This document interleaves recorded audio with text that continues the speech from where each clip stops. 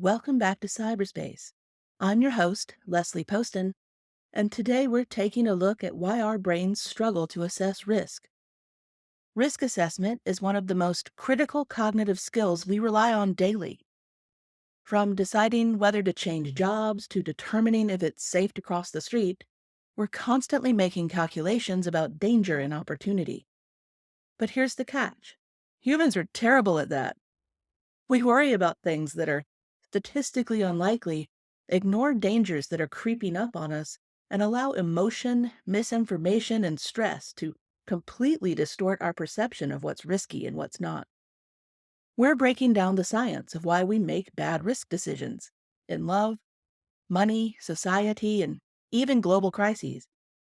We talk about the psychology behind our risk biases and how social media and politics warp our judgment, and why even our own brains may be sabotaging us after something like COVID. And don't worry, we won't just leave you with the problems. By the end of the episode, we'll talk about how you can get better at assessing risk and making smarter choices in your daily life. The truth is, understanding risk isn't just about avoiding danger. It's about knowing which opportunities are worth taking. Whether you're wondering about a career change, a new relationship, or just how worried you should be about the latest headline, this episode will help you navigate uncertainty with more clarity and confidence. Let's start with something deeply personal: relationship risk. Whether it's dating, friendships, or work relationships, people often make decisions that seem, at least in hindsight, completely irrational. Why do we stay in toxic relationships, take forever to leave bad jobs, or ghost potential partners instead of just saying, hey, I'm not interested? A lot of this comes down to attachment styles and how we perceive risk in relationships. If you're anxiously attached, you may fear rejection so much that you overcommit to a failing relationship. On the other hand, avoidantly attached individuals tend to view commitment itself as a risk and may bail out too early. Research from adult attachment theory shows that these patterns form in childhood, but continue to shape our risk calculations in adult relationships. Your brain is essentially running calculations based on your earliest experiences, deciding whether closeness represents safety or danger. Then there's the sunk cost fallacy. We invest time, energy, and emotions into people, and even when it's clear a relationship isn't working, we convince ourselves to stay because we don't want to lose what we've already put in. This is why you hear people say things like, but we've been together for 5 years, as if time invested is a reason to invest more, rather than cutting losses. Similarly, in dating, people fall into the gambler's fallacy, thinking that because they've had a streak of bad dates, the next one must be amazing.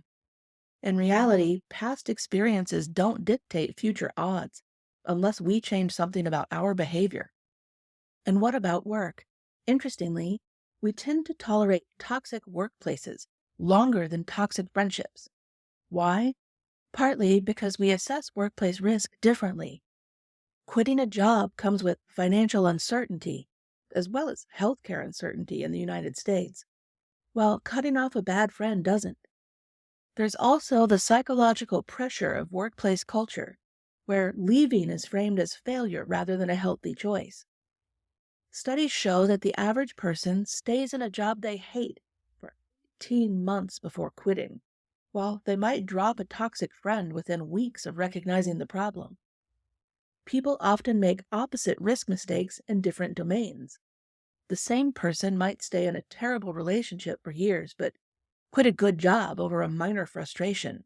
Or they might ghost a promising dating prospect because of tiny red flags while putting up with genuinely abusive behavior from family members or bosses. These contradictions show that risk assessment isn't rational. It's deeply emotional and contextual. Money might seem like a rational space where people carefully weigh pros and cons, but nope, we're just as bad at financial risk assessment as we are in relationships. One of the biggest psychological factors at play is loss aversion. Research shows that people feel the pain of losing $10 far more intensely than the joy of gaining $10. This leads to overly cautious investment decisions, staying in bad financial situations, or refusing to take small calculated risks that could pay off in the long run. Behavioral economists have found that the emotional impact of a loss is twice as powerful as the positive impact of an equivalent gain, which helps explain why people hold on to losing stocks too long, hoping to avoid that painful loss while selling winners too early to lock in that small pleasure of a gain. Then there's present bias, where people prefer immediate rewards over long-term gains. This is why credit card debt is so common. Spending money today feels great, and the future consequences feel far away. Our brains are wired to prioritize immediate rewards over distant ones, a trait that served us well when survival meant focusing on immediate threats rather than long-term planning. The same happens in corporate decision-making, where CEOs sometimes take short-term risks for immediate stock gains, even if those decisions harm the company long-term. One study found that CEOs make significantly riskier decisions in the final year of their contract, essentially sacrificing the company's future stability for immediate performance metrics, a behavior that we can see replicated across the entire C-suite. And let's talk overconfidence bias, the belief that you're the exception to the rule. This is what drives people to gamble on risky stocks or crypto, thinking they can beat the market, when in reality, even most professionals struggle to outperform index funds. This overconfidence means people often take big swings in areas they don't understand, while being irrationally cautious in areas where modest, consistent investment would yield better results.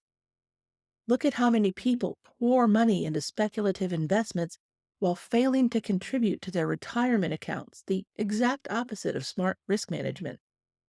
Risk perception in business often rewards boldness while punishing measured caution. Consider how startup culture glorifies this move fast and break things mentality, even though research shows that more sustainable businesses typically take a balanced approach to risk. This creates particularly challenging dynamics for employees who often bear the consequences of leadership's risk-taking without sharing in the rewards. It's no coincidence that companies with the highest CEO to worker pay ratios also tend to have the most volatile business strategies. One of the strangest things about human psychology is how bad we are, not just at perceiving risk, but also at prioritizing risks.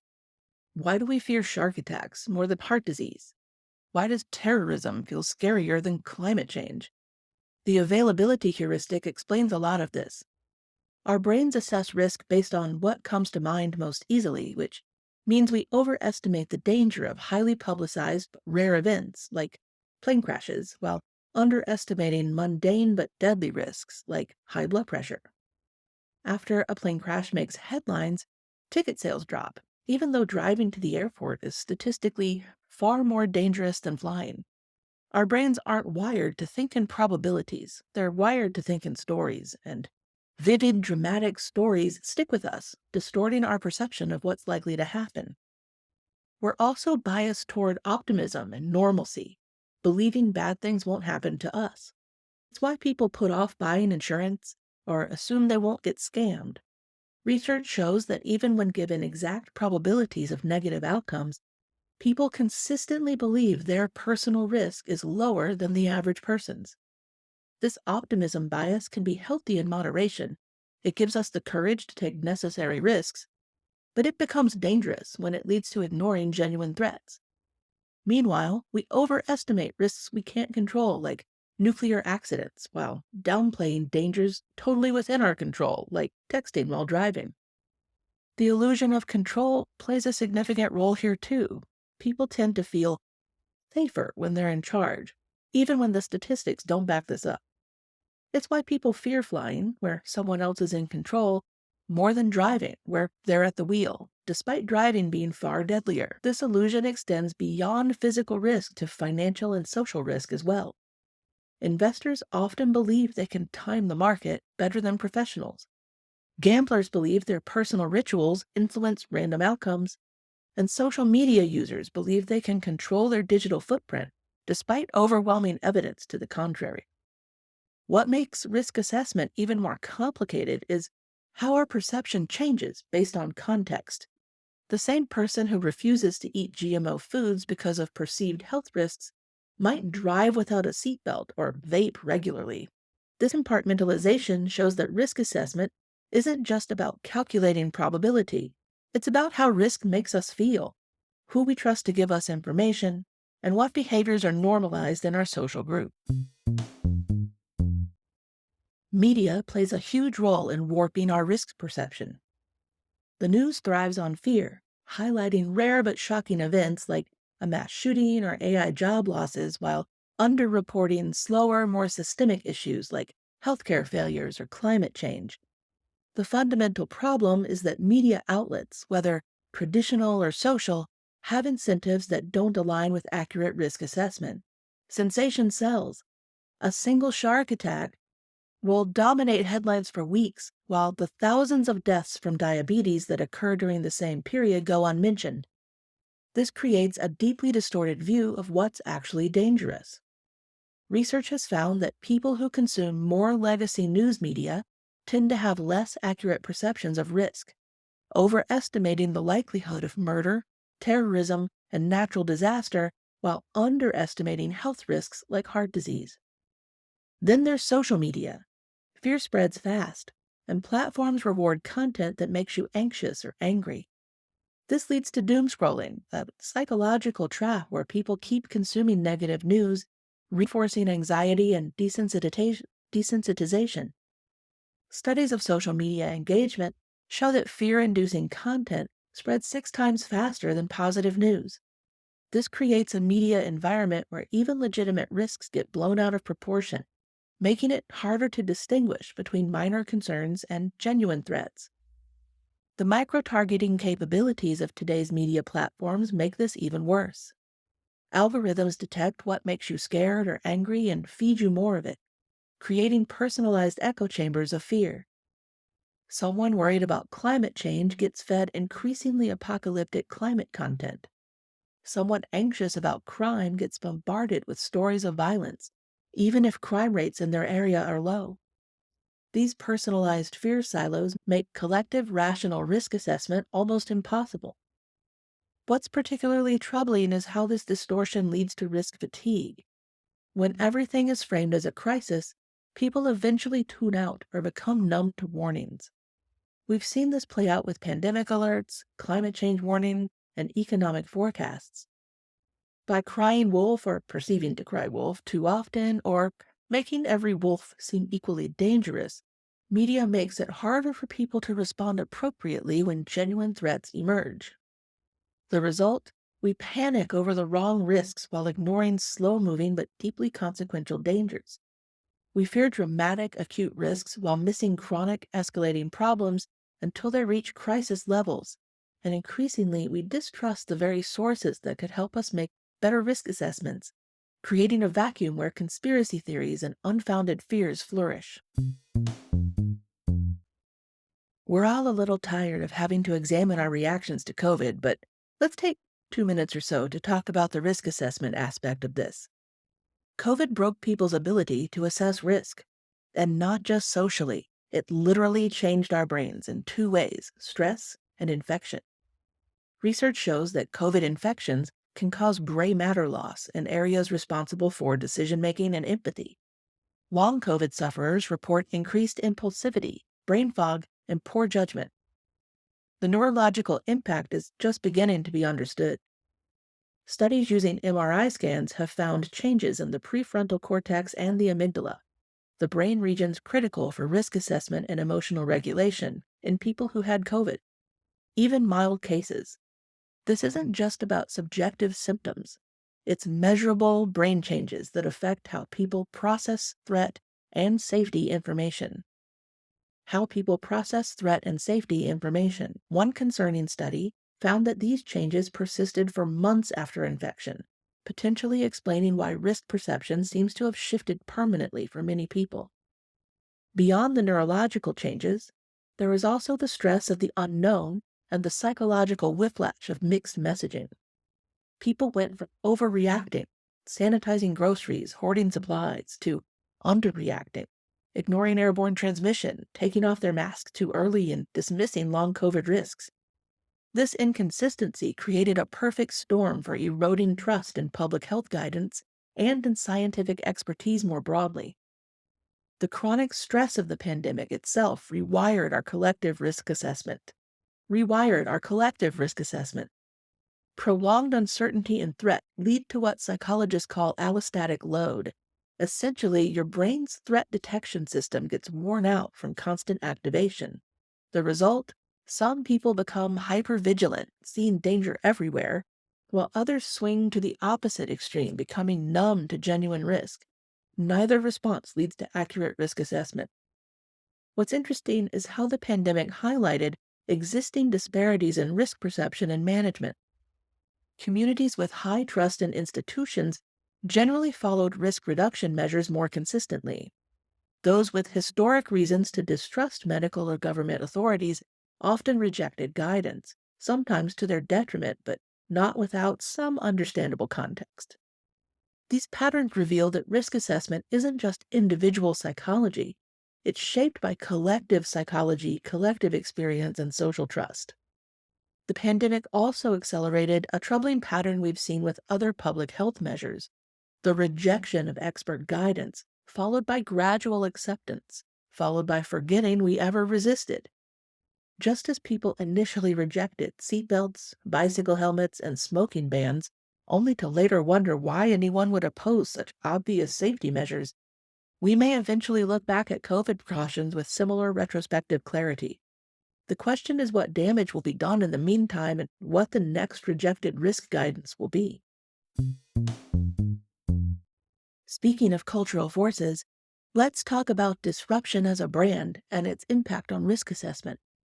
For that, we'll turn briefly to politics in the United States. Both Trump and Musk have built their images on chaotic decision-making, normalizing risk-taking behaviors that are obviously reckless in other contexts. For Musk, this means gambling on tech and finance experiments with other people's money, crypto, AI, Twitter, while for Trump it's about making political instability seem normal.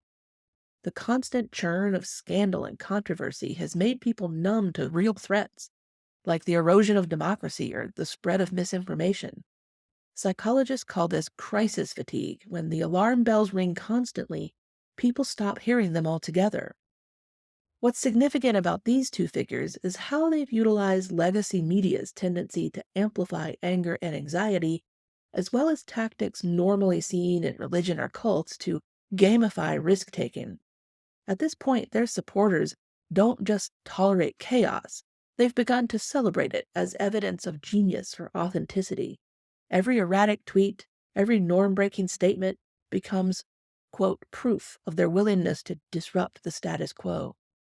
This mental reframing transforms what would rightly be seen as dangerous impulsivity into a supposed strategic advantage.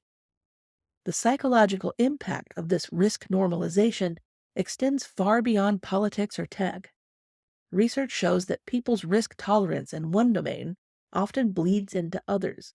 When political and business leaders model reckless behavior without immediate consequences, it shifts everyone's baseline for what seems reasonable. Studies have found correlations between periods of political volatility and increased risk-taking in personal finance and health behaviors. We're also seeing this manifest in what some researchers are calling tech bro risk culture, an approach to risk that glorifies bold, reckless moves while dismissing careful planning as timid or boring. This mindset is particularly evident in financial behavior among younger people. The GameStop short squeeze, meme stock investing, and crypto gambling all reflect a growing comfort with extreme financial risk, often justified mentally as rebellion against an unfair system. What makes this concerning is the asymmetry of consequences.